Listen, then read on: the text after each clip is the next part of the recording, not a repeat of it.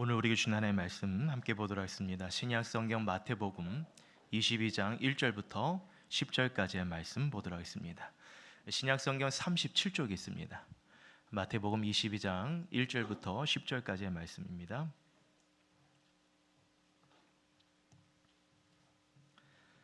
다 찾았으면 저 여러분이 한 절씩 하나님의 말씀 교독하도록 하겠습니다. 예수께서 다시 비유로 대답하여 이르시되 천국은 마치 자기 아들을 위하여 혼인잔치를 베푼 어떤 인구와 같으니 그 종을 보내어 그 청한 사람들을 혼인잔치에 오라 하였더니 오기를 싫어하거늘 다시 다른 종들을 보내어 이르시되 청한 사람들에게 이르기를 내가 오찬을 준비하되 나의 소와 살찜 짐승을 잡고 모든 것을 갖추었으니 혼인잔치에 오소서 하라 하였더니 그들이 돌아보지 않고 한 사람은 자기 밭으로 한 사람은 자기 사업하러 가고 그 남은 자들은 종을 잡아 모욕하고 죽이니 임금이 노하여 군대를 보내어 그 살인한 자들을 진멸하고 그 동네를 불사르고 이에 종들에게 이르되 혼인잔치는 준비되었으나 청한 사람들은 합당하지 아니하니 내 거리 길에 나가 사람을 만나는 대로 혼인잔치에 청하여 오라는데 함께 있습니다. 종들이 길에 나가 악한 자나 선한 자나 만나는 대로 모두 데려오니 혼인잔치에 손님이 가득한지라. 아멘. 네, 영상을 보신 것처럼 아기학교 2기 수료식을 마쳤습니다. 이 사역은 우리 다음 세대 자녀들을 위해서 우리가 교회에서 작년부터 아기학교를 시작했어요. 이 사역은 영화부 유치부는 매주 예배를 드리지만 이 아기학교는 주중에 토요일날 개설을 하게 됩니다. 1년에 2번 하게 되고요. 그래서 여기 주변에 있는 아이들 누구라도 와서 저렇게 또 신체 놀이 표현 또 말씀 그리고 또 여러 가지 유익한 훈련들을 받게 됩니다. 부모와 아이들이 같이 받아요. 그러면서 신앙으로 잘 성장하도록. 그래서 이 아이들이 우리 주일학교 세대에 잘 이어지도록 하기 위한 사역이에요. 그래서 여러분 많이 기도해 주시고 또 다음 세대가 살아나야 교회 미래가 있습니다. 할렐루야. 그래서 이 사역들이 잘 될 수 있도록 감사한 것은 작년보다 올해 또 이렇게 아기학교 모집이 또 잘 되었어요. 우리 교회 다니지 않았던 또 다른 이웃들이 또 이렇게 참여하게 되는 참 감사한 일들이 있습니다. 열매들이 있어요. 여러분 이 사역들이 우리 서강께 잘 또 정착이 돼서 하나님께 영광 돌리는 생명을 살리는 사역 되기를 소망합니다. 아멘. 우리 한번 좌우 앞뒤에 계신 분께 서로 한번 반갑게 인사하도록 하겠습니다. 잘 오셨습니다. 반갑습니다. 인사하겠습니다. 잘 오셨습니다. 반갑습니다. 한 번 더 이렇게 인사합시다. 예수 그리스도를 닮아갑시다. 한번 인사하겠습니다. 예수 그리스도를 닮아갑시다. 사랑하는 성도 여러분, 예수 그리스도를 닮아갈 수 있는 은혜가 있기를 주 이름으로 축복드립니다. 아멘. 여러분 이번 주 우리나라에 참 크고도 중요한 행사가 있었습니다. 바로 경주 에이펙. 여러분 보셨나요? 이 에이펙의 뜻이 뭐냐면 아시아 태평양 경제협력체의 줄임말입니다. 쉽게 얘기해드리면 태평양을 중심으로 둘러싸여 있는 국가들이 21개의 회원국 수장들이 경제적 이 협력을 위해서 모인 자리입니다. 경제를 살리기 위해서. 이번 에이펙은 한국이 주최를 했습니다. 그리고 각 나라의 수장들이 한 자리에 모였어요. 어디에 모였습니까? 대한민국 경주에 모였습니다. 한번 사진을 보여드리면 여러분 저 여러 개의 아시아의 중심에 있는 나라들이 사진을 보신 것처럼 미국 또 그리고 캐나다 또 중국, 일본, 베트남 또 호주, 칠레, 멕시코 이 여러 나라의 그밖에 여러 나라의 수장들이 우리나라에 다 찾아왔어요. 무엇보다도 여러분 이번 에이펙을 통해서 우리나라가 그렇게 염려했던 미국의 관세 이 문제가 잘 물꼬를 트게 되었죠. 그리고 중국에 대한 이 미국의 관세도 서로 막 지금 얼음장 같았는데 이번 에이펙을 통해서 정상 회의가 이루어지게 되죠. 몇 년 만에 이루어진지 모릅니다. 그래서 미국과 중국과의 관계도에 물꼬를 또 트게 되었고 우리나라도 중국과 또 일본과 이 경제적인 우호적인 관계로 개선하게 되는 참 나라적으로 보면 중요한 일들을 행했습니다. 그래서 한국은 이번 에이펙을 정말 성공적으로 개최를 하게 된 거죠. 저는 이번 그 에이펙 행사를 보면서 이걸 느꼈어요. 하나님께서 참 대한민국을 사랑하신다. 얼마나 사랑하시는지, 또 앞으로도 이 대한민국을 통해서 더 큰 놀라운 새 역사를 써내려 가실 줄 믿습니다. 믿으십니까? 때문에 여러분, 대한민국을 위해서 기도해 주셔야 돼요. 이 나라가 살아야 국민들이 살 수 있지 않겠습니까? 그렇죠? 나라가 살아야, 경제가 살아야 국민들 살고, 여러분의 자녀들이 살고, 교회가 살고, 백성들이 살지 않겠습니까? 여러분, 그래서 나라를 위해서 더욱 기도해 주시기 바랍니다. 전 세계가 지금 위기 속에 있잖아요.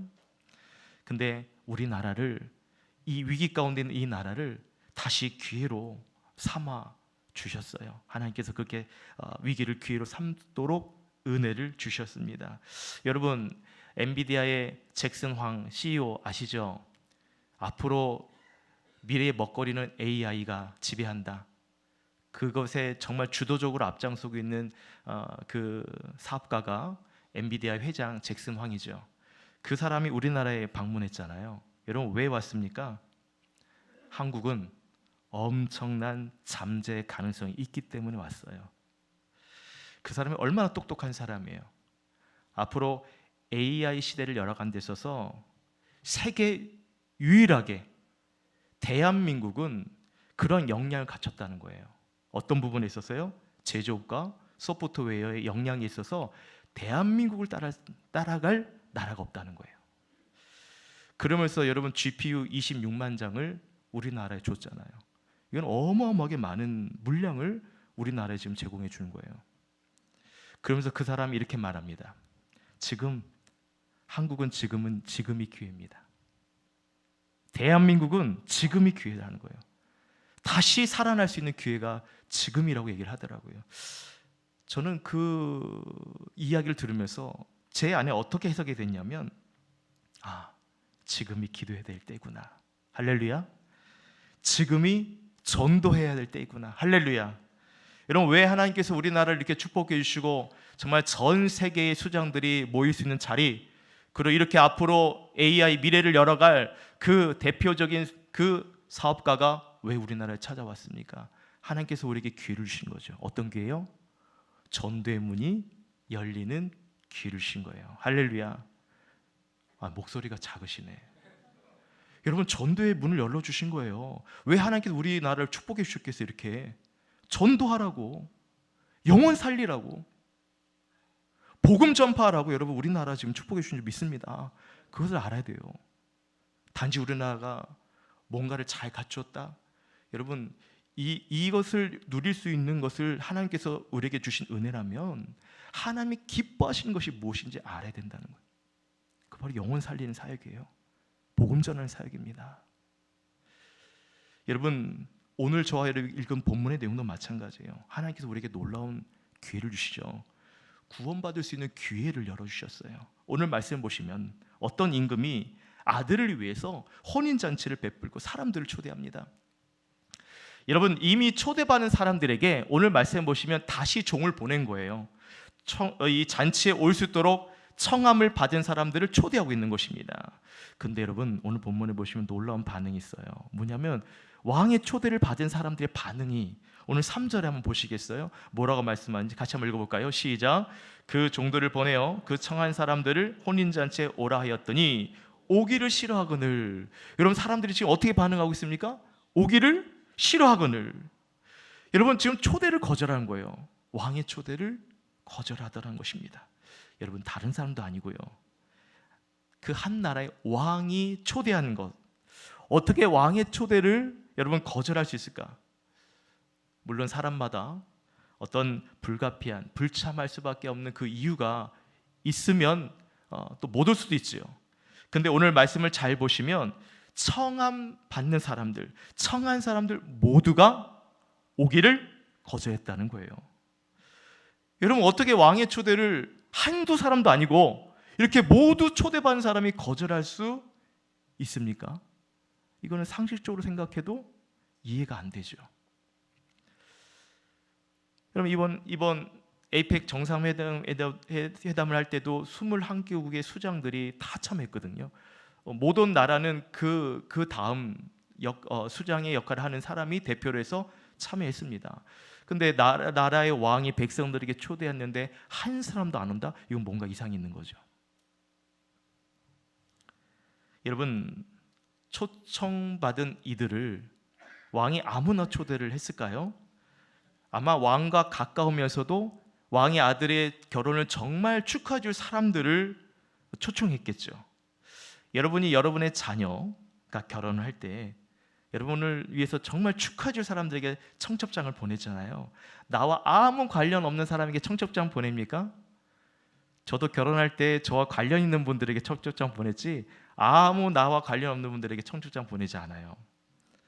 여러분, 그런데 예식장에 정말 가보면 정말 인상적인 거는 멋진 신랑, 아름다운 신부, 이 모습도 참 귀하지만 이들의 결혼을 진심으로 축하해주는 하객들이 있기 때문에 그 예식이 아름다운 거죠.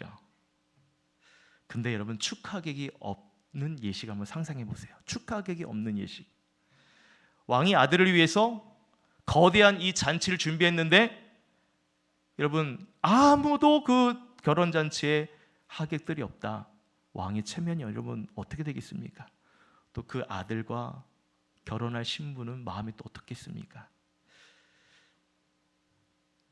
얼마나 실망을 하겠어요. 이런 무엇보다도 또 한번 생각을 해보면 이 왕의 잔치를 거절한 이들도 어떻게 보면 이해가 안 되죠. 여러분, 왕의 입장을 생각한다면 백성인 초청받은 사람들이 모두 오기 싫다 이렇게 말할 수 있나? 왕의 체면을 생각하면, 왕을 생각해서라면 어떻게든 참석하려고 애쓰고 힘쓰는 것이 백성들의 도리 아닙니까? 그런데 모두 초청받는 것을 싫어했다는 거죠. 여러분, 근데 그럼에도 오늘 왕은 어떻게 합니까? 4절 보십시오. 4절에 보시면 왕은 다른 종을 또 보냅니다. 초청받은 사람들에게 다른 종을 보내요. 그리고 이들에게 내가 오찬을 준비했다. 그리고 나의 소와 살찜 짐승을 잡았다. 이 모든 것을 갖추었으니 혼인잔치에 오십시오라고 다시 초대를 해요. 여러분, 왜 다른 종들을 보냈을까요? 처음 보냈던 종과 다른 또 종을 왜 보냈을까요? 아마 이 종들은 왕의 마음을 잘 이해해서 그 마음을 잘 전달해 줄 수 있는 종이거나 아니면 청함받는 사람들이 잘 올 수 있도록 또한 그들에게 잘 설명할 수 있는 그런 종을 보냈겠죠. 그만큼 왕은 이 혼인잔치에 온 심혈을 기울이면서 준비를 하고 있다는 것을 알 수 있어요. 그런데 말씀해 보시면 다른 종을 보내고 내가 이렇게 준비를 했고 내가 소와 살찜 짐승 내 것을 내가 준비했다고 말을 해도 여러분, 사람들의 반응은 어떻습니까? 한번 우리 5절, 6절 같이 한번 읽어볼까요? 5절, 6절입니다. 시작. 그들이 돌아보지도 않고 한 사람은 자기 밭으로 한 사람은 자기 사업하러 가고 그 남은 자들은 종들을 잡아 모욕하고 죽이니. 여러분, 초대받은 사람들이 어떻게 합니까? 왕이 보낸 종들의 이야기에 들으려 하지 않아요. 돌아보지도 않는다라고 말하고 있습니다. 그리고 자기 일을 하러 가요. 밭에 일을 하러 가고 자기 사업 일을 하러 가고 심지어는 왕이 보낸 종을 어떻게 합니까? 모욕을 주고 죽이기까지 합니다. 여러분, 종의 말을 거부했다는 것은 곧 누구의 말을 거부하는 것과 같습니까? 왕의 말을 거부하는 것 같아요. 종을 모욕 주고 죽였다는 것은 누구를 그렇게 했다는 것과 같아요? 왕을 모욕해 하는 행위와 같다는 겁니다. 여러분, 이에 왕이 어떻게 합니까? 오늘 7절 8절에 보시면 이렇게 말해요. 임금이 노하여 군대를 보내며 그 살인한 자들을 진멸하고 그 동네를 불사르고 이에 종들에게 이르되 혼인잔치는 준비되었으나 청한 사람들은 합당하지 아니하니라고 말하고 있습니다. 여러분, 왕의 인내가 여기까지인 거예요. 초대받은 사람들은 합당하지 않는 사람이라고 왕이 결정을 내립니다. 왜냐하면 이들이 왕의 초대를 거듭 거절했기 때문에, 심지어는 왕의 종을 모욕하고 죽이기까지 했기 때문에, 그래서 그 살인한 자들을 심판하죠. 그리고 여러분, 왕은 다시 여기서 끝난 것이 아니라 왕의 잔치에 초대받을 사람들을 만나서 데려오도록 합니다. 종들이 길에 나가서 많은 사람들을, 오늘 말씀에 보시면 악한 자, 선한 자 구별 없이 다 혼인잔치에 초대합니다. 그래서 오늘 말씀에 보시면 손님들이 가득한지라 라고 말하고 있어요. 가득한지라. 근데 여러분, 오늘 말씀이 여기서 끝이 아닙니다. 또 초청받은 사람들 중에도 왕의 잔치에 준비되지 않은 사람들은 거기서 또 초대받지 못하게 되는 내용들이 있어요. 그래서 여러분, 오늘 내용의 결론은 뭐냐면 청함을 받는 자는 많되, 따라합시다. 청함을 받는 자는 많되 택함을 입은 자는 적으니라. 할렐루야. 오늘 말씀의 핵심 이거예요. 청함을 받는 자는 많되 택함을 입은 자들은 적다. 여러분, 오늘 말씀이 우리에게 이야기하는 것이 뭘까요? 오늘 이 말씀은 예수님께서 비유로 하신 말씀이에요. 무엇에 대해서 비유를 하신 겁니까? 천국에 대해서 비유를 하신 말씀입니다. 오늘 2절 말씀에 보시면 천국은 이렇게 말하죠. 천국은 마치 자기 아들을 위하여 혼인잔치를 베푼 어떤 임금과 같으니, 이렇게 말이 시작이 됩니다. 오늘 말씀은 천국에 대한 비유예요. 여러분, 천국은 어떤 곳입니까? 왕의 잔치와 같다는 거예요. 혼인잔치와 같다는 것입니다. 자기 아들을 위해 베푼 아버지의 이 마음 어떻습니까? 누구보다 이 혼인잔치에 손님들이 가득하게 원하는 것이 그 아버지의 마음이겠죠. 또 오늘 비유를 여러분 잠깐 해석을 드린다면 이 임금은 누구를 말하는 걸까요? 우리 하나님.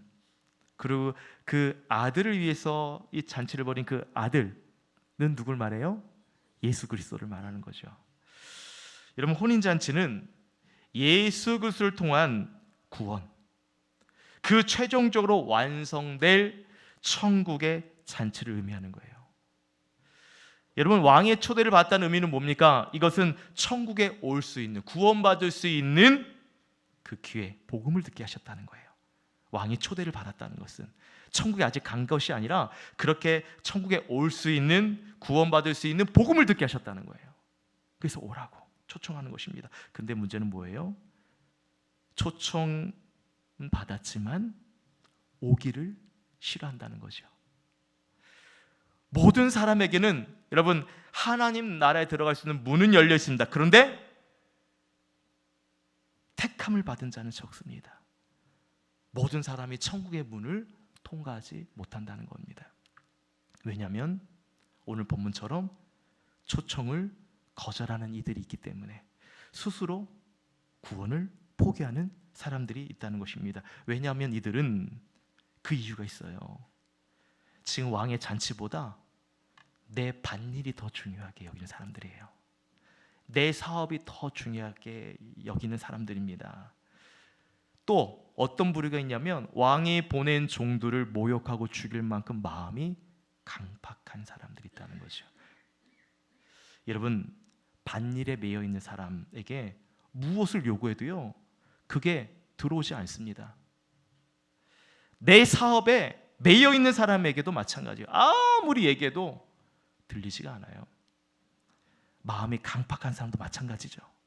아무리 얘기해도 듣지 않습니다.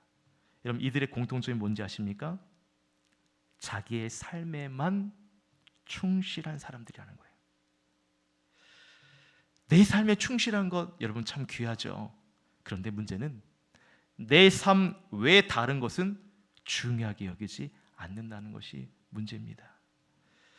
현재 여러분, 내 삶에만 집중하여 살기 때문에 영원한 삶에 대해서는 관심이 없는 거예요.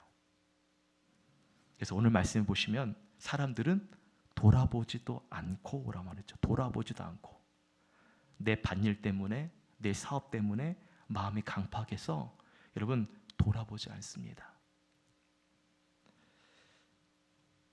그래서 여러분, 내 삶에 충실하기 때문에 내 삶 밖의 모든 일들은 나의 영역 속에서는 나의 관심 밖의 일인 거죠. 그러니까 돌아보지 않는 거예요. 잔치에 가기를 싫어하는 겁니다. 제가 한번 임종을 앞두고 계신 우리 부모님을 둔 성도님이 계셨는데, 그 성도님이 저한테 요청해 주셨어요. 목사님, 우리 아버지 영접기도 좀 해주세요. 여러분, 한 영혼을 구원하고 살리는 일은 정말 귀한 것입니다. 그 아버님을 만났어요. 그래서 복음을 전해드렸습니다. 그리고 이제 영접 기도를 하려 하는데 그 아버님이 임종을 앞두고 있으면서도 거절하시더라고요. 기도 안 받겠다고. 제가 재차 다시 권면을 드렸어요.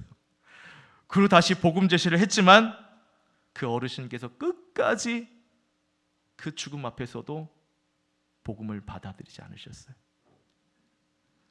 그때를 생각하면 지금도 마음이 메여요. 마음이 아픕니다. 근데 여러분, 그 한 영혼이 그 죽음 앞에서도 그 복음을 영접하지 않았다는 것은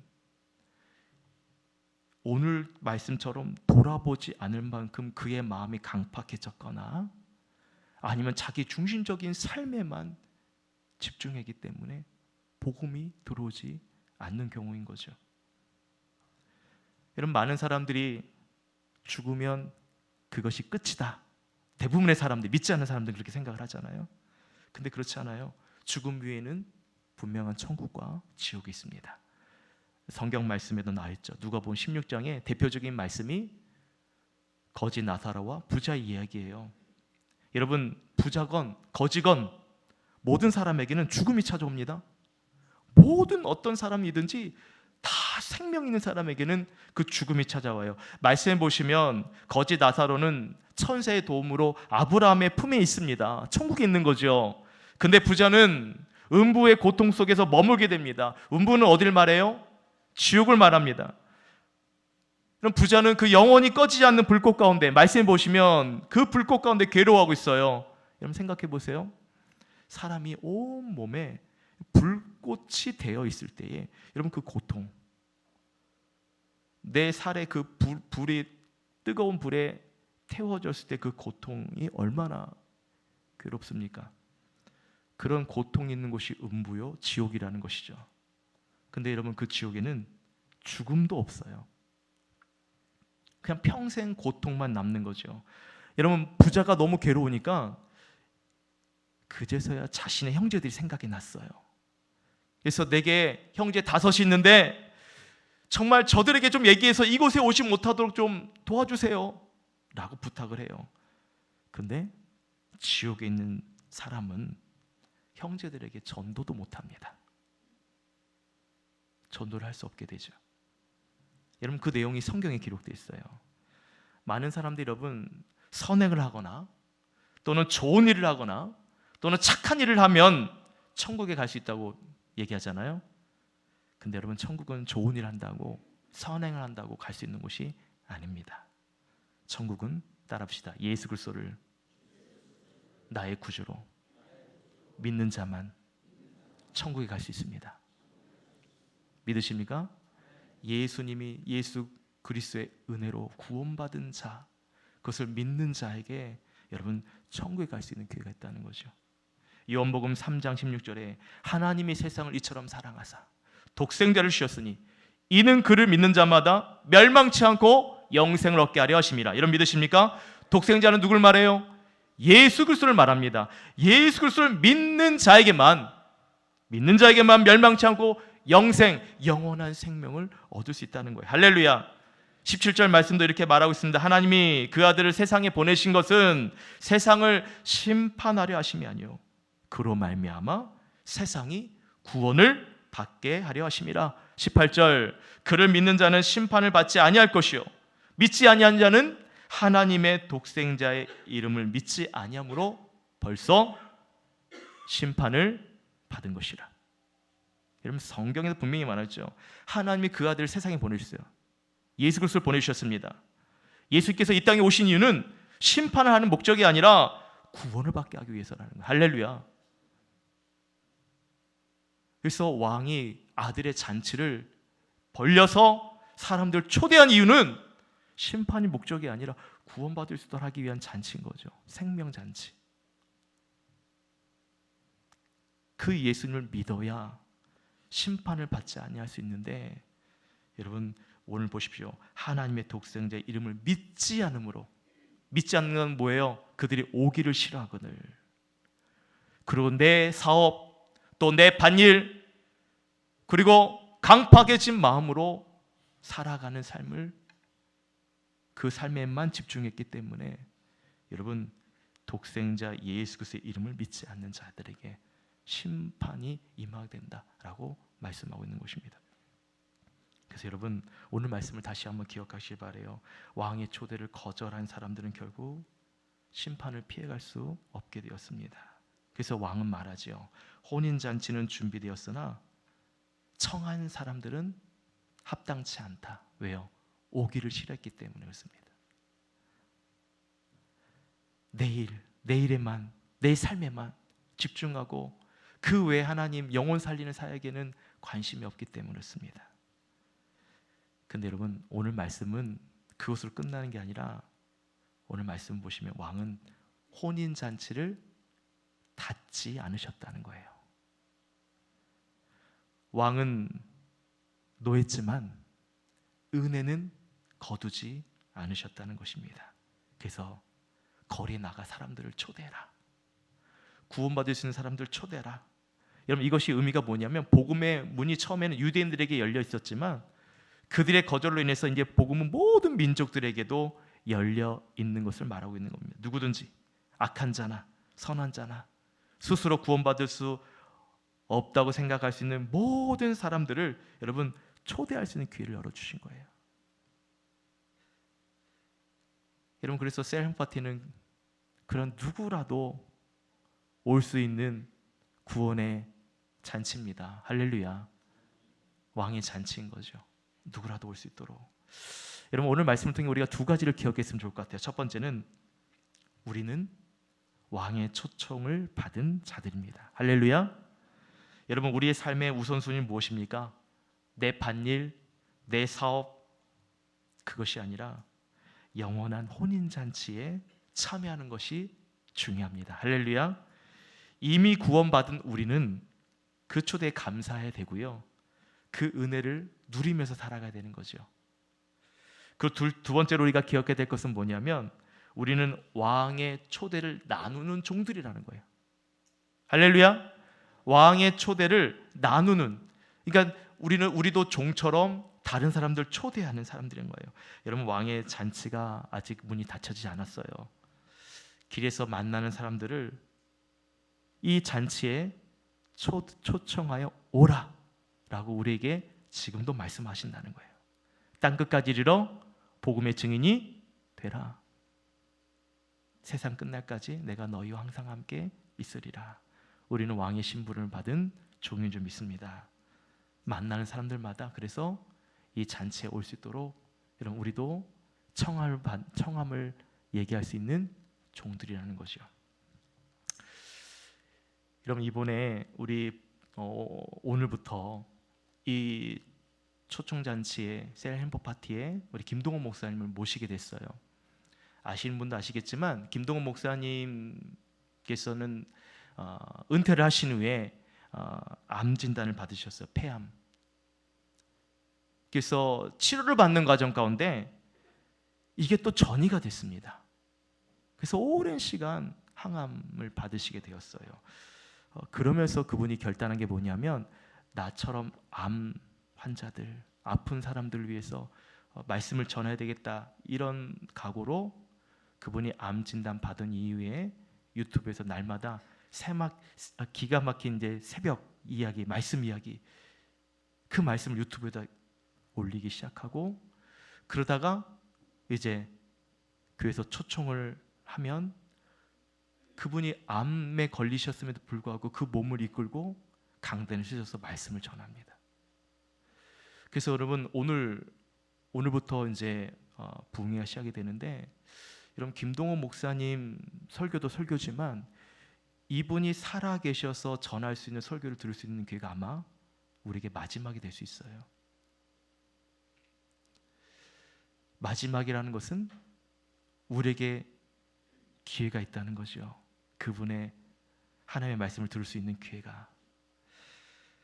특별히 오늘 그래서 이 자리에 여러분 말씀을 사모하는 분들이 있다면 영상을 보는 것보다 현장에 오셔서 말씀을 듣는 게 더 낫겠죠. 그 마지막 목사님이 전하는 그 설교의 내용도 어떻겠습니까? 정말 그 아픈 몸을 이끌며 전하는 그 메시지 하나하나가 얼마나 특별하겠어요. 사명을 가지고 이 자리에 서시는데, 여러분 그래서 강사 목사님께서 기도해 주시고, 또 오늘 이 생명 살리는 잔치에 여러분 함께 여러분 이웃 가족분들 또는 여러분이 전도 대상자를 모시고 함께 오십시오. 아픈 사람도 오십시오. 암에 걸린 분들도 오십시오. 그래서 말씀을 통해 위로받으십시오. 살아나십시오.